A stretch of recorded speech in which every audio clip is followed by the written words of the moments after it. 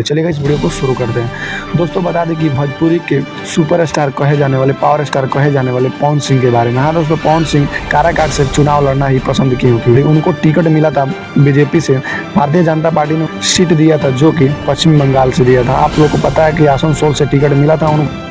आसनसोल से टिकट मिलने के बावजूद भी पावर स्टार पवन सिंह मना कर देते कि हम वहां से चुनाव नहीं लड़ेंगे और टिकट कैंसिल कर देते हैं अपना। अब लड़ रहे हैं, आप लोगों को पता है कि काराकाट से चुनाव लड़ रहे हैं। क्या आपको लग रहा है कि काराकाट से वो चुनाव जीत सकते हैं?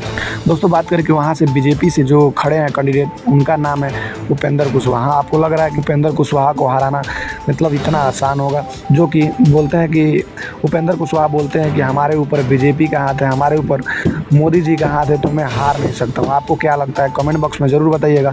और क्या लगता है कि पावर स्टार पवन सिंह क्या कमियां थी कि जो पश्चिम बंगाल से आसनसोल से टिकट मिलने पर भी power star Pawan Singh cancel कर देते हैं और बोलते हैं कि हम वहां से चुनाव नहीं लड़ेंगे? आप लोग का क्या राय है? कमेंट बॉक्स में ज़रूर बताइएगा। और दोस्तों बता दीजिए कि पावर स्टार पवन सिंह क्या जीतेंगे, वहां से बीजेपी का सामना कर पाएंगे? कमेंट में अपना राय जरूर दीजिएगा। हाँ दोस्तों, बात करें पावर स्टार पवन सिंह वहाँ से इसलिए चुनाव लड़ रहे हैं कि वहाँ पे राजपूत लोग ज़्यादा हैं। क्या आपको लगता है कि जातिवाद वोट से वो बीजेपी को हरा सकते हैं? हाँ, जातिवाद करके पवन सिंह पावर स्टार क्या जीत सकते हैं? आप लोग को लग रहा है तो कमेंट करके ज़रूर बताइएगा। मिलते हैं अगले वीडियो में, तब तक के लिए जय हिंद, वंदे मातरम।